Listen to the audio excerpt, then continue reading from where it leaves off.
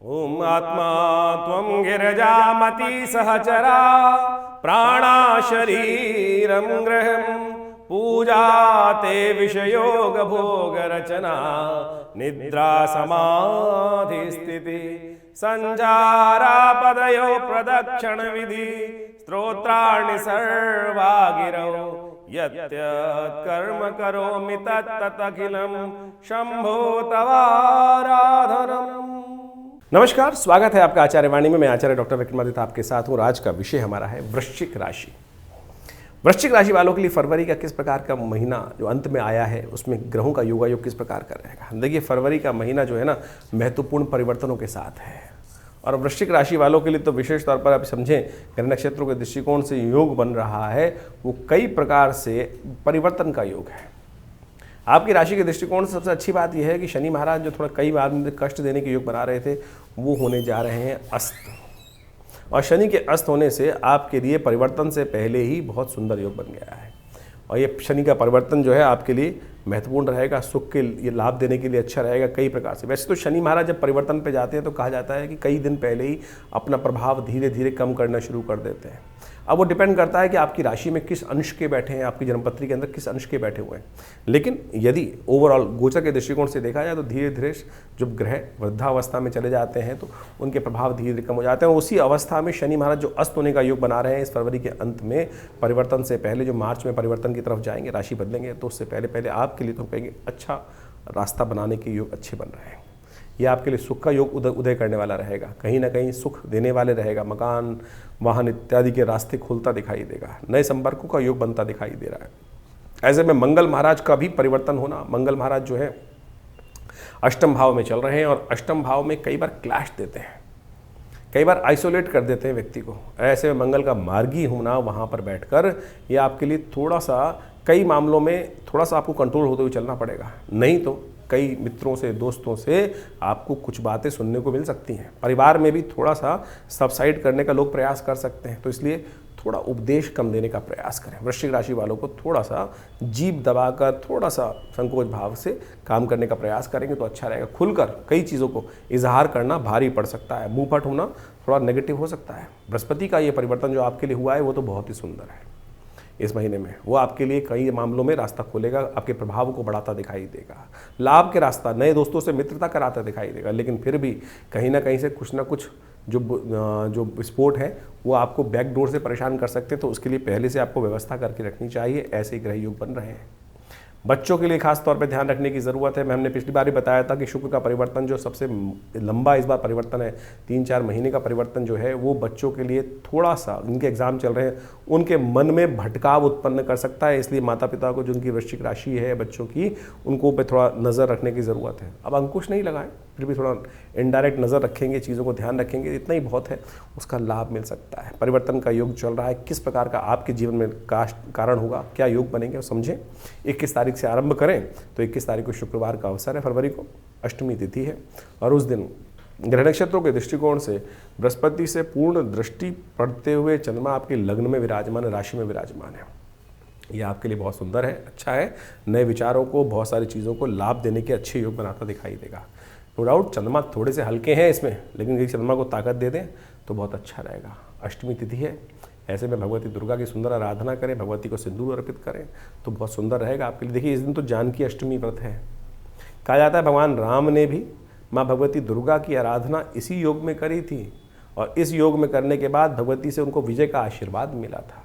और विजय भगवती के अष्टलक्ष्मी भगवती के सुंदर पूजन करने के बाद, विभिन्न दुर्गा स्वरूपों के पूजन करने के बाद भगवती के जीवन में, भगवान राम के जीवन में भी विजय का जब आशीर्वाद मिल सकता है, तो ऐसा समझे कि संसार में, धरा में जो भी आया है उन सबको आशीर्वाद की आवश्यकता है, और आशीर्वाद परमात्मा की प्रेरणा से ही मिल सकता है।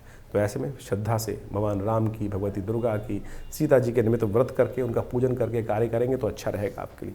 22 तारीख शनिवार का अवसर, नवमी तिथि विद्यमान है, और धनु जो राशि, आपकी राशि के दृष्टिकोण से हम बात करें वृश्चिक राशि वालों के लिए, चंद्रमा परिवर्तन करके आपके द्वितीय भाव में जाएंगे जहाँ धनु राशि पड़ी हुई है। तो ऐसे में विशेष तौर पर आपके लिए ग्रह योग बन रहे हैं, अच्छे ही, खराब नहीं है। आपके लिए पॉजिटिव साइन ग्रह देते दिखाई दे रहे हैं। आपको थोड़ा सा इस मामले में एक बात का ध्यान रखते हुए कार्य करने हैं, बस जिद पे ना अड़ें। थोड़ी अपनी अपनी बात ना चलाएं, नहीं तो कष्ट में फंस सकते हैं। इसका ध्यान रखते हुए कार्य करने की आपको विशेष ज़रूरत दिखाई देती है, तो इसको समझते हुए कार्य कर लेंगे तो अच्छा रहेगा आपके लिए। 22 तारीख को विशेष तौर पर ज्येष्ठा और मूल नक्षत्र का योग है, तो जो जातक इसमें जन्म ले रहे हैं उनकी मूल शांति अवश्य होनी चाहिए। 23 तारीख का दिन रविवार का दिन है और इस दिन ग्रह नक्षत्रों के दृष्टिकोण से दशमी तिथि विद्यमान है, और दशमी तिथि जो है ये विशेष तौर पर बहुत महत्वपूर्ण है, क्योंकि इस दिन शनि होने जा रहे हैं अस्त। तो वृश्चिक राशि वालों, शनि के अस्त होने से, जो 23 फरवरी को शनि अस्त होने जा रहे हैं, ये आपके लिए बहुत शुभ योग बनाने वाले हैं। जो ये शनि की ढैया थी, विशेष तौर पर कई मामलों में आपके लिए विशेष तौर पर कई कष्ट, सुख में कई बार, मकान में, जमीन जायदाद में या सम्मान में कई बार कलंक लगा चुकी है। और शनि का जब तक ये परिवर्तन नहीं होता है तब तक आपके लिए थोड़ा कष्ट था, लेकिन शनि महाराज परिवर्तन से पहले ही, 1 महीना पहले ही अस्त हो गए हैं, और ये अस्त होना पॉजिटिव दे रहा है रिजल्ट आपको। चिंता ना करें, बहुत सुंदर रहेगा आपके लिए। आपके लिए सम्मान को बढ़ाने वाला रहेगा, रुके हुए कामों को गति देने वाला रहेगा, और साथ साथ आपके कई कष्टों को हरने के योग बना सकते हैं ये शनि का अस्त होना। तो ओवरऑल आपके लिए बड़ा अच्छा योग बन रहा है इस शनि के नेगेटिव प्रभाव को दूर करने के लिए। शनि अस्त होते क्या है? आमतौर पर इस बात को समझे कि शनि विशेष तौर पर जब कोई भी ग्रह सूर्य के सन्निकट आ जाता है, जब यानी 12 डिग्री आगे या 12 डिग्री एवरेज समझ लीजिए, तो क्या होगा, आकाश मंडल में वो ग्रह दिखना बंद हो जाएगा सूर्य के इतने प्रकाश के कारण से। तब वो ग्रह ज्योतिष के दृष्टिकोण से अस्त मान लिया जाता है, और ये अस्त होने का प्रभाव ज्योतिष में गणनाओं के दृष्टिकोण से कहा जाता है कि उसका प्रभाव शून्य हो जाता है। तो शनि महाराज आपके चतुर्थ भाव में चल रहे थे और वहाँ से सम्मान को देख रहे थे, नौकरी को देख रहे थे, प्रमोशन को देख रहे थे, राज्य को देख रहे थे, सफलता को देख रहे थे। तो उन सब में आपके स्वयं लग्न को भी देख रहे थे दशम दृष्टि से। तो इन सब चीज़ों में कहीं ना कहीं कलंक लगाने का योग दे रहे थे, कहीं ना कहीं चीज़ों को रुकने का योग दे रहे थे, डिले कर रहे थे, और ढैया तो चल ही रही थी। तो ऐसे में उन सब का प्रभाव, नेगेटिव प्रभाव तो कम होता दिखाई दे रहा है। ये आपके लिए बहुत सुंदर योग बन रहा है। ऐसे में थोड़ा सा सुंदर रूप से और काम कर लीजिए, भगवान का आशीर्वाद लेने का प्रयास कर लीजिए। फरवरी का महीना वैसे ही भगवान की कृपा से शिवरात्रि इत्यादि विभिन्न पर्वों को लेकर आया है। सुंदर रूप से शिव की आराधना, नित्य प्रति भगवान शिव का जप पूजन करने का प्रयास कीजिए, समस्त कष्टों को हरने का योग बनेगा। तेलाभिषेक भगवान का करने से आपके शत्रुओं पर भी विजय प्राप्त होने के योग बनेंगे बहुत सुंदर रूप से। तो ऐसे में अवश्य कार्य करने का प्रयास करना चाहिए। 24 तारीख सोमवार का अवसर, एकादशी तिथि विद्यमान है। उस दिन उत्पन्ना एकादशी का सुंदर योग बन रहा है ग्रह नक्षत्रों के दृष्टिकोण से। यदि ये योग जो है भगवान के पूजन से आशीर्वाद मिलकर करे ना, ऐसे में ग्रह योग दिखाते हैं आपके लिए आशीर्वाद का महत्व है। ऐसे में जिनसे भी आशीर्वाद मिल सके उनसे लेने का प्रयास करना चाहिए। उत्पन्ना एकादशी स्वयं आशीर्वाद का दिवस है। भगवान राम ने इस दिन सेतु बंध पर बैठकर सुंदर रूप से इष्ट की आराधना करने के लिए सुंदर कार्य किया था, इसी व्रत को किया था, एकादशी का व्रत किया था। तो इसी प्रताप से जो स्कंद पुराण के अंदर वर्णित है, कृष्ण एकादशी का वर्णन मिलता है, और इसके कारण से कहा जाता है कि भगवान को विजय प्राप्त हुई रावण पर।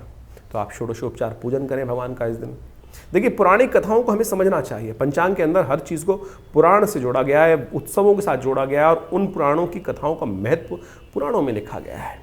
तो जैसे हमने कहा, स्कंद पुराण के अंदर इस कथा को वर्णित किया गया है। भगवान राम ने क्या किया, एकादशी के दिन सुंदर रूप से उस तट पर बैठकर भगवान का पूजन किया, व्रत रखा और आशीर्वाद प्राप्त किया। तो आप भी जीवन में जब ये कष्ट में चल रहे हो, कोई कार्य रुका पड़ा हो, विजय नहीं मिल रही हो, तो इस सुंदर एकादशी में षोडशोपचार भगवान का, शालिग्राम जी का पूजन करें, उनका चरणामृत ग्रहण करें। देखिए, समस्त कष्टों से निवृत्ति का योग सुंदर रूप से बनेगा। इस दिन मंगल भी मार्गी होने जा रहे हैं, और ये मंगल का मार्गी होना आपकी राशि के दृष्टिकोण से बड़ा महत्वपूर्ण है। यदि बात करें वृश्चिक राशि वालों के लिए, अष्टम भाव में बैठे हुए मंगल मार्गी जब हो जाएंगे तो क्या करेंगे, थोड़े से विचारों में थोड़ा सा आपको ज़्यादा गुरु बना देंगे। क्या करेंगे, थोड़ा सा आप ज़्यादा खुलकर बोलना शुरू कर देंगे चीज़ों को, वो नुकसान दे सकता है। दोस्त भी दुश्मन बन सकते हैं। तो जो मांगे सलाह उसी को देने का प्रयास करें, जबरदस्ती कुछ ना बोले। अन्यथा वृश्चिक राशि वालों के लिए मंगल का मार्गी होना आने वाला 1.5 महीना जो है कई मामलों में थोड़ा सा नेगेटिव प्रभाव उत्पन्न कर सकता है। सुंदर हनुमान जी की आराधना करने का प्रयास करें, हो सके तो बंदरों को गुड़ चना डाल दीजिए। इससे मंगल का जो नेगेटिव प्रभाव है दूर हो सकता है। नो डाउट संपर्क बढ़ सकते हैं, लोगों के साथ अच्छी दोस्ती बन सकती है, लेकिन वहाँ बड़ी शांति से, शालीनता से अपने बात को करने का प्रयास करें। इस समय आपका विजन बड़ा वाइड हो जाएगा। ये मंगल का मार्गी होने से क्या होगा, विजन वाइड हो जाएगा, बहुत सारी चीज़ें आपको समझ में आने लगेंगी। लेकिन क्या होगा कि आप में जो ज़्यादा दिखाई देता है तो वो ज़्यादा बोलता है आदमी, और ऐसे में कई बार क्या होता है, लोग कह देंगे हमको बद्दुआ दे दी। तो ऐसे में कई बार नेगेटिव प्रभाव भी हो सकता है। तो उसके नेगेटिव प्रभाव को दूर करने के लिए हनुमान जी की सुंदर आराधना करने का प्रयास करें, मंगल के मंत्र का जप करें, वो आपके लिए अच्छा रहेगा। 25 तारीख का अवसर, मंगलवार का दिन है, द्वादशी तिथि और साथ साथ त्रयोदशी का योग है, तो भौम प्रदोष का योग बन रहा है। ग्रह नक्षत्रों के दृष्टिकोण से तृतीय भाव में गए हुए चंद्रमा सुबह जो रात्रि में 12:51 परिवर्तन हुआ, यह आपके लिए बड़ा महत्वपूर्ण है। बृहस्पति से पूर्ण दृष्ट होकर चंद्रमा तृतीय भाव में बैठे हैं और ये नए रास्ते खोल सकते हैं आपके लिए, नए संपर्क साध सकते हैं। मंगल मार्गी हो चुके हैं, चंद्रमा पराक्रम भाव में विराजमान है, बृहस्पति से दृष्ट है, गज के स्त्री योग है, गोचर में बना हुआ सुंदर आपके लिए योग बना हुआ है। ऐसे में 2-3 दिन का समय आपके लिए कई प्रकार से पॉजिटिव रहता दिखाई दे रहा है, तो उसका लाभ कई मामलों में, पारिवारिक क्षेत्र में भी बहुत सारी चीज़ों को, द्वंद्व को दूर करने का रास्ता बन सकता है। लेकिन मंगल वहाँ चल रहे हैं लाठी लेकर, तो आप खुद ही अपने पीछे लाठी लेकर पड़े हुए हैं, तो उसको शांत रखें। अपने थोड़े से ज़्यादा क्लियर विंस जो है, थोड़ा सा जो आपको ज़्यादा दिखाई दे रहा है, समझ में आ रही है चीज़ें, उनको कोई कहे तभी पूछने का प्रयास कीजिएगा। इस दिन बुध का उदय होना भी योग बन रहा है। बुध जो चतुर्थ भाव में सूर्य के साथ चल रहे हैं, शनि के साथ चल रहे हैं, वो उदय होने जा रहे हैं। ये आपके लिए बहुत सुंदर है। जो चीज़ें फैब्जर्ड दिखाई दे रही थी उनको भी ऑर्गेनाइज करने की स्थिति आपके लिए बहुत सुंदर रूप से बनती दिखाई देगी। भौम प्रदोष है, ऐसे में जीवन के जो कॉन्फ्लिक्ट्स हैं उनको दूर करने के लिए सुंदर रूप से शहद से भगवान का अभिषेक करने का प्रयास करें। शाम के समय सुंदर जब सूर्यास्त हो जाए तो ऐसे में प्रदोष काल में जाकर भगवान शंकर का शहद से या गुड़ के जल से रुद्राभिषेक करने से सुंदर कष्ट से निवृत्ति के योग बनते हैं, कलेश से निवृत्ति के योग बनते हैं, और साथ साथ ऋण मुक्ति का स्तोत्र का पाठ कर लेने से शुभ तिथि में भी कोई ना कोई भगवान की कृपा से रास्ता आपको प्राप्त होने के योग बन जाते हैं। 26 तारीख का दिन बुधवार का दिन है और इस दिन त्रयोदशी तिथि, चतुर्दशी तिथि का योग है, महाशिवरात्रि का योग है। ग्रह देखिए, हमने आपको कहा 2-3 दिन के लिए सुंदर योग बना रहे हैं, लाभ के योग बनाते दिखाई दे रहे हैं, आशीर्वाद का योग बनता दिखाई दे रहा है। ऐसे में ये आराधना का दिवस है, शिव की आराधना का। जितना हो सकता है किसी रूप से चारों पहरों में भगवान की सुंदर आराधना करने का प्रयास करें। अनायास भी करेंगे तब भी लाभ प्राप्त होगा। शास्त्र में कथाएं हम अभी बताएंगे आपको, लेकिन समझें इस तिथि में कोशिश करें बड़ी श्रद्धा के साथ भगवान का सुंदर स्तवन करें। कई बार क्या होता है, लोटे लेकर जल लेकर सुबह सुबह बस 1 लोटा जल जलाए और अपना काम खत्म, भगवान का इतना, अरे पूरा चारों पहर है, दूध से, दही से, शहद से भगवान का अभिषेक करने का पहर है। कल्याणकारी योग बनेंगे, करिए, लाभ प्राप्त होगा। कथा जरूर सुनिए इसका। शिवरात्रि का महापर्व इस बार 26 फरवरी को है और इस विशेष 26 फरवरी को आप समझे भगवान शिव की सुंदर आराधना का बड़ा महत्व है। भगवान शिव की विभिन्न शास्त्रों में आदिदेव के रूप में पूजा की जाती है और वो आदिदेव जो है ना, सदा कल्याण करने वाले हैं। भगवान शिव की कथा शिवरात्रि के संबंध में समझें कि शास्त्रों में बड़ी विचित्र विचित्र कथाएं उपस्थित हैं। एक कथा तो बहुत ही विचित्र है और उसको प्रैक्टिकल रूप में बहुत सारे लोग समझ भी नहीं पाते हैं। आज हम कोशिश करते हैं आपको वो वास्तविक तौर पे समझाएं। एक कथा चलती है ना कि लकड़हारा था, रात में जंगल में उतर के रुक गया था, रात में जंगल में चला गया और जब उसको शेर इत्यादि विभिन्न जीवों की रात को आवाज़ आ रही थी तो उसको डर लगा, तो किसी ना किसी रूप में पेड़ पर चढ़ गया वो, और पेड़ पे चढ़ गया तो देव कृपा से वो देवयोग से वो जो बिलपत्र का पेड़ था, बिलपत्र के पेड़ पे कांटे भी होते हैं, कांटे चुभते थे, उसको हिलता था और बिलपत्र गिरते थे भगवान शिव के वहाँ नीचे। बाई चांस देवयोग से क्या था, शिवलिंग विद्यमान था भगवान शिव का, और शिवलिंग पर पत्ते उसके हिलने के कारण से गिरते थे। अब लोगों के मन में ये प्रश्न उठ सकता है, बहुत सारे लोग हैं जो बहुत बुद्धिजीवी हैं और बहुत ज्ञान रखते हैं, वो बोले जी हम तो देखा है बिलपत्र हिलाते हैं तब भी पत्ते नहीं करते। भाई फागुन का महीना है, पतझड़ का महीना चल रहा होता है और पतझड़ के महीने में यदि कोई बिलपत्र तोड़ने जाए तो हल्के से हाथ लगाने से ही वो पत्ते झड़ जाते हैं।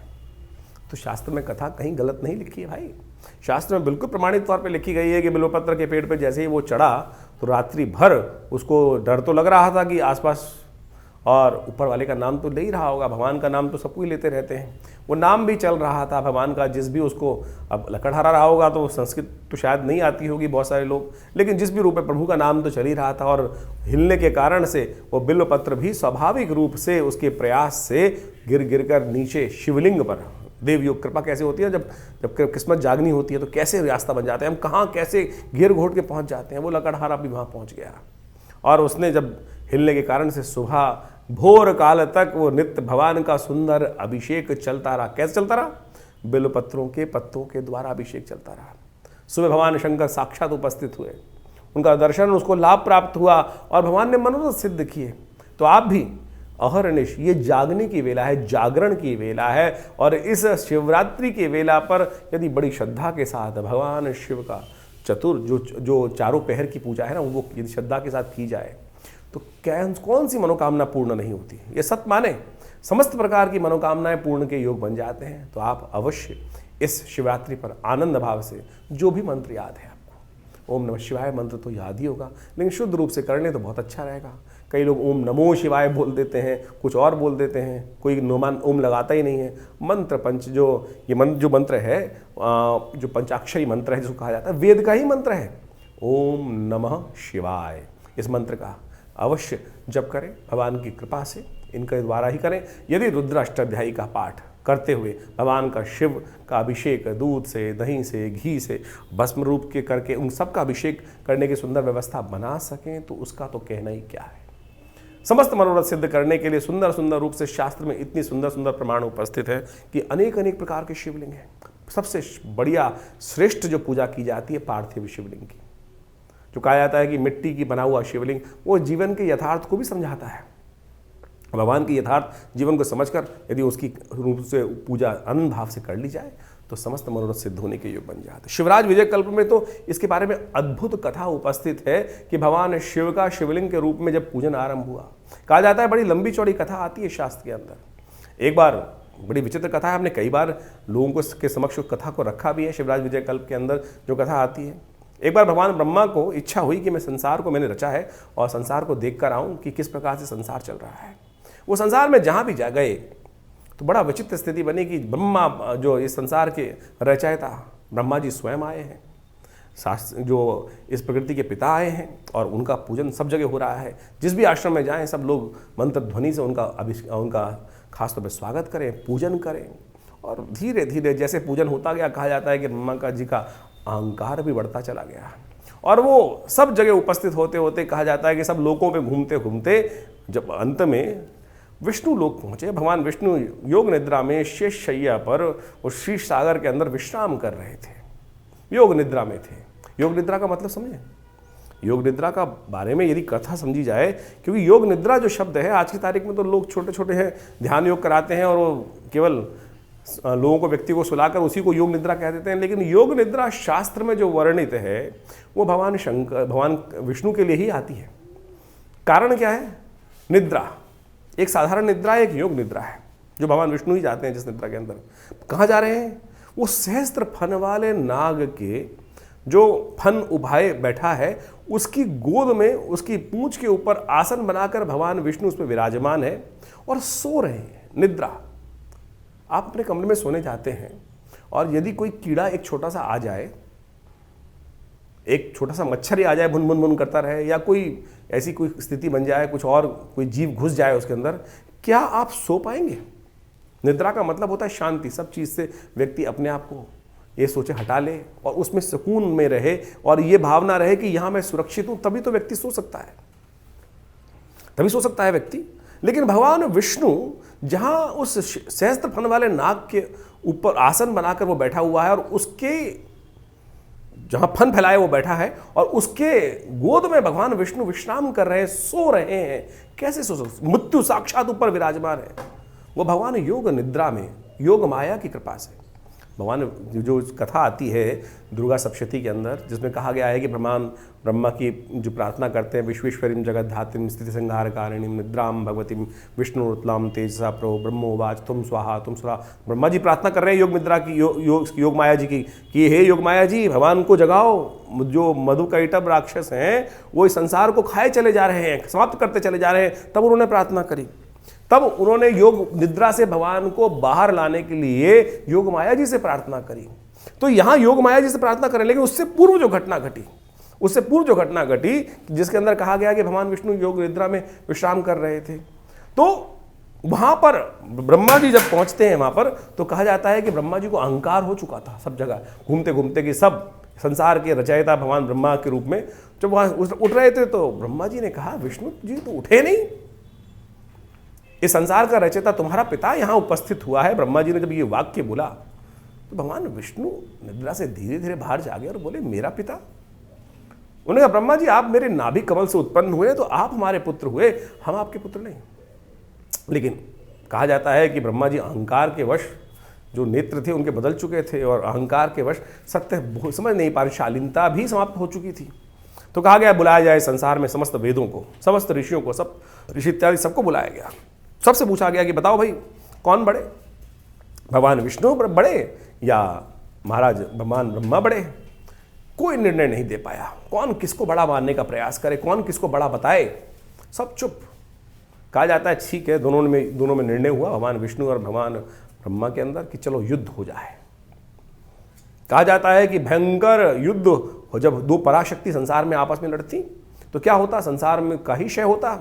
तो जैसे ही दो पराशक्ति आमने सामने युद्ध के लिए आई तो कहा जाता है कि एक ज्योतिर्लिंग स्वरूप जो स्तंभ था वो उस धरा से निकलता चला गया, क्षीर सागर से निकलते हुए आकाश मार्ग में ऊपर चलता चला गया और नीचे भी बढ़ता चला गया। दोनों के मुख से एक साथ निकला, ये क्या?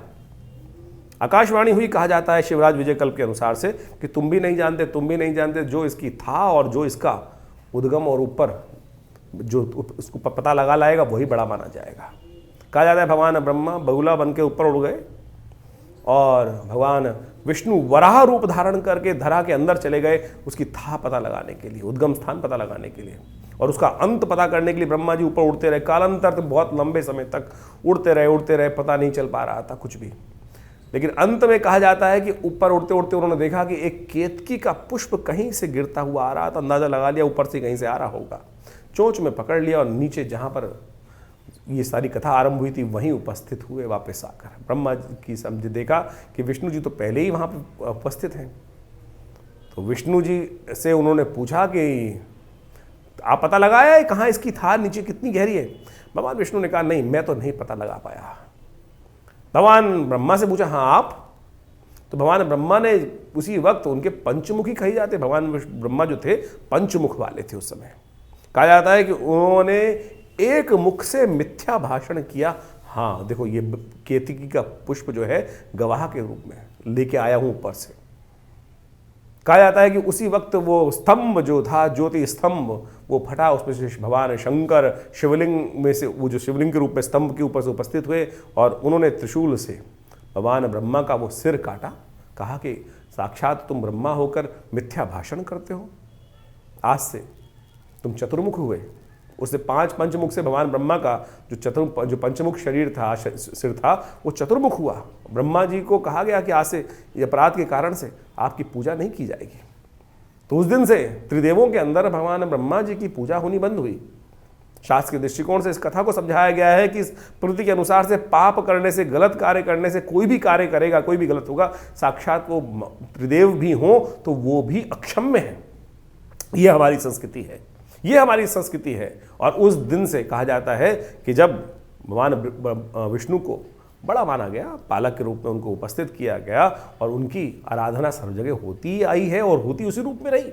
लेकिन ये संसार के इस कथा का आदि भौतिक आदि दैविक रहस्य को समझने का प्रयास करें, हम केवल फीचराइज ना करें, केवल इसको शाब्दिक रूप में कथा कर कर हम एक धर्म का किसी और स्वरूप लोगों को समझाने का प्रयास करें, वो नहीं है। इस कथा का वास्तविक मूल क्या है कि विशेष तौर पर यह है कि ये अगर इस संसार में सनातन के अंदर हर चीज़ जो है वो बिल्कुल साफ सुथरी उपस्थित की गई है।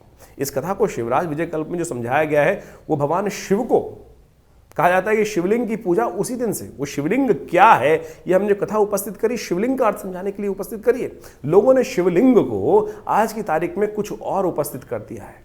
शिवलिंग वास्तविक तौर पर उस दिन से उस शिवलिंग का प्रादुर्भाव हुआ जो ज्योतिस्तंभ के रूप में उपस्थित था, जिसके जो बीच में आके खड़ा हो गया था। शिवलिंग भगवान शिव का कुछ और स्थिति नहीं है, इसको जो गलत लोग उपस्थित कर देते हैं, वो चिन्ह मात्र है, ईश्वर का चिन्ह है, एकेश्वरवाद का प्रतीक है।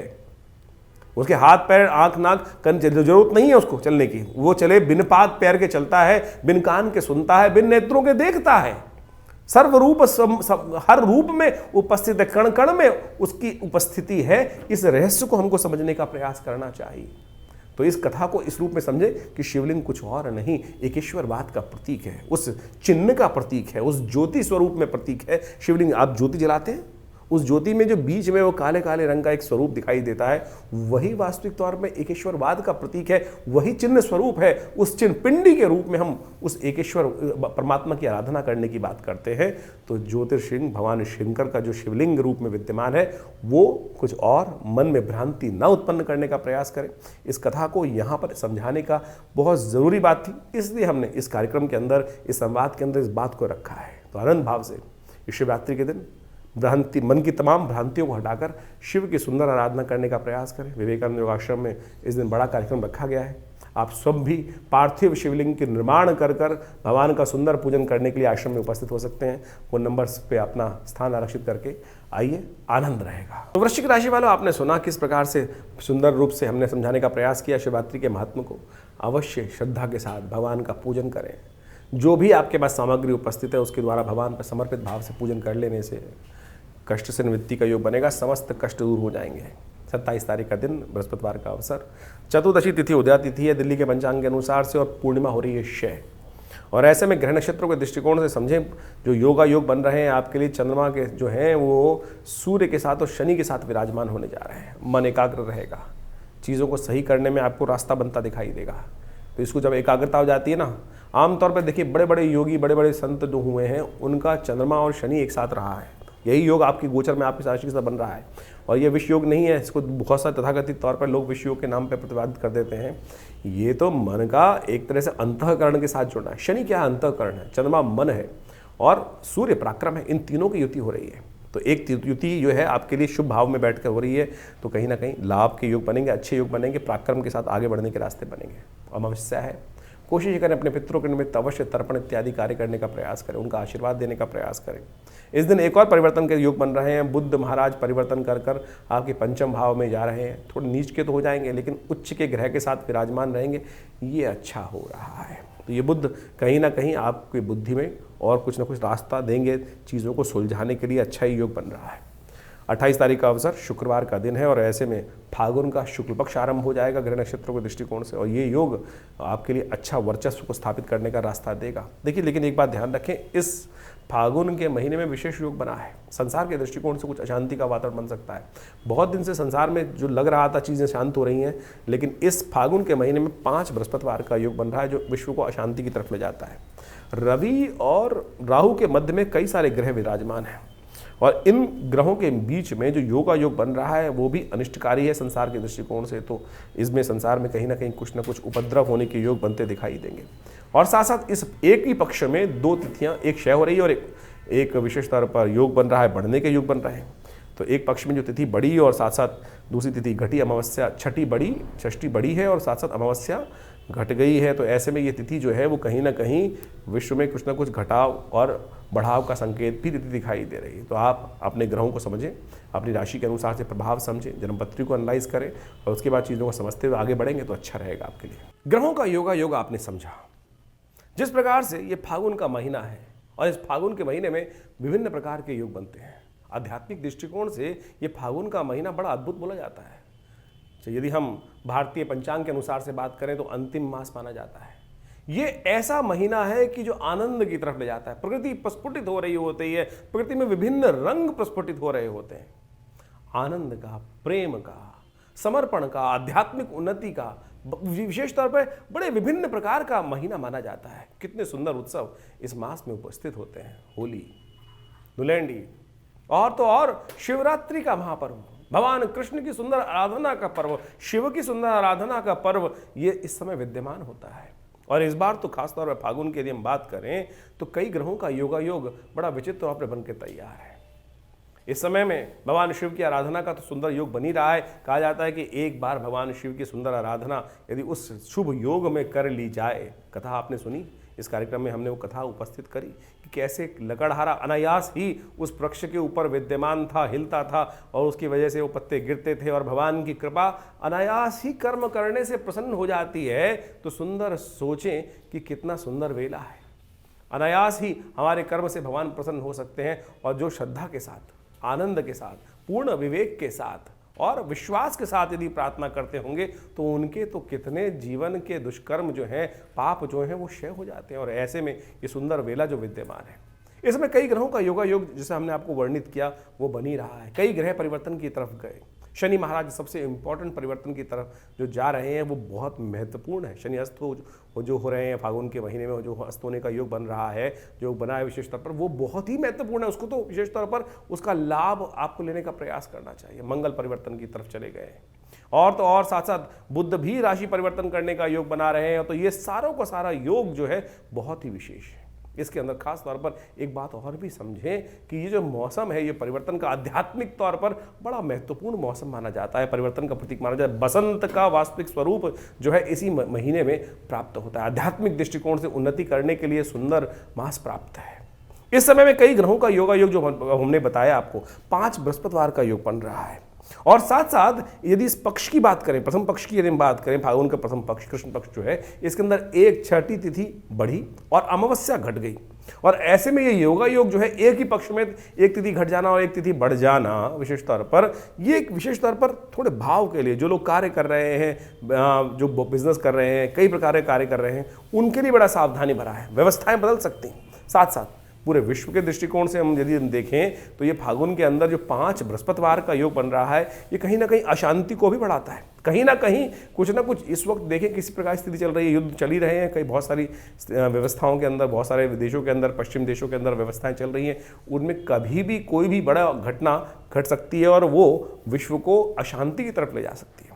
वहीं यदि हम बात करें कई प्रकार से ग्रहों की और की योगा योग की, मंगल ग्रह परिवर्तन की तरफ बहुत महत्वपूर्ण योग बना रहे हैं और इस मंगल के योग को हमें जीवन में परिवर्तन करने का सुंदर प्रयास जो हमारी आप राशि के अनुसार से हमने आपको बताया है, ये उपाय बड़े सरल हैं। देखिए, हम इस कार्यक्रम के माध्यम से आपके समक्ष जो ये उपाय बताने का आपको प्रयास करते हैं, वो सीधे साधे उपाय, पौराणिक मत के अनुसार से वो उपाय आपके समक्ष उपस्थित करते हैं। आमतौर पे ज्योतिष की जो विभिन्न स्थितियां हैं वो ऐसी बन गई हैं योगों के अनुसार से कि वो विशेष तौर पर जो योग बताते हैं कि वो टोटकों में फंसा दिया है। लेकिन हम ज्योतिष के माध्यम से पुराणिक कथाओं को जोड़ते हुए आपके समक्ष वो सीधे साधे प्रयोग जो विभिन्न शास्त्रों में वर्णित है। देखिए, भारतीय पंचांग को यदि आप समझें और उसके साथ साथ उन पंचांगों के अनुसार से जो योग बनते हैं, उत्सव बनते हैं, उनका शास्त्रोक्त महत्व जो है वो पुराण इत्यादि ग्रंथों में, वेद इत्यादि ग्रंथों में, उपनिषद इत्यादि ग्रंथों में बहुत सुंदर रूप से उपवर्णित है। वहाँ किस जीवन के, किस व्यक्ति के जीवन में क्या समस्या आई, वो जो कथाएं हैं वो वही हैं, वो सूत्र बता रही हैं, समझा रही हैं कि किस प्रकार से उसने जीवन में कष्ट दूर किए। तो आप भी उन रहस्यों को समझने का प्रयास करेंगे तो हम उस दिन के अंदर जो कथा पढ़ी, जो विशेष तौर पर तिथि पढ़ी, उसके अनुसार से कौन सा वार पढ़ा, क्या योग बनाया, किस प्रकार से हम उन चीज़ों को कर कर अपने जीवन के कष्टों को दूर कर सकते हैं, वो हमें समझना चाहिए। लेकिन आज ज्योतिष के अंतर्गत केवल दुकानें खुल गई, किसी ने नग बेचना शुरू कर दिया, किसी ने कुछ और बेचना शुरू कर दिया है। तो आप ये समझें, हम किसी को तिरस्कार नहीं कर रहे हैं। इस संसार में हर पदार्थ का कहीं ना कहीं लाभ है। पत्थर भी, जो नग भी कहीं ना कहीं लाभ देते हैं, लेकिन सोचे तो सही, क्या वो असली रूप में मिल भी रहे हैं हमको? आप सीधी तरह से हींग लगे ना फिटकरे रंग चोखा हो, जो उपाय हम आपको शास्त्र के दृष्टिकोण से जो बताया, कथा है, व्रत है। आप सोचिए, सत्यनारायण की कथा इतनी सुंदर रूप से शास्त्र में वर्णित है, श्रद्धा का समर्पण है, भगवान के समक्ष बैठकर विश्वास से मंत्र जप कर कर हम यदि कार्य कर लें तो क्या दिक्कत लगती है आपको? उसमें परमात्मा भी प्रसन्न होगा, आपका हृदय भी प्रसन्न होगा और जितना अध्यात्म की तरफ जाएंगे, सरलता का कहीं ना कहीं आपके मनोमस्तिष्क में उदय होने का योग बन जाएगा। तो ज्योतिष को इसी रूप में हम समझें तो बहुत कल्याणकारी योग बन सकते हैं। इसके साथ साथ आपकी जन्मपत्री को भी बहुत अच्छे से विवेचना करने की आवश्यकता है। बहुत सारे लोग कई बार कटाक्ष के तौर में कई बात बोलते भी हैं। बहुत सारे लोग बोलते हैं कि भाई आप कैसे पूरे विश्व को 12 राशियों के अंतर्गत बांट सकते हैं? नहीं, बिल्कुल नहीं बांटा जा सकता।